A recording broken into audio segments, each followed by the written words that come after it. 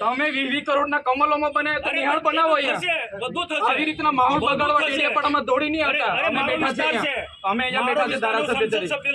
એ 4 તારીખે ખબર પડશે. દર વખતે ટેપ પડી ગયેલી છે. તમારા વિસ્તારમાં કર્યા કરો. વિસ્તાર વાળા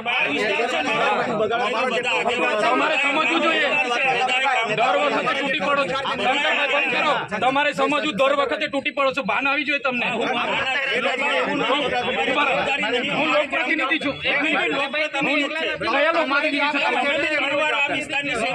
હું ધારાસભ્ય છું.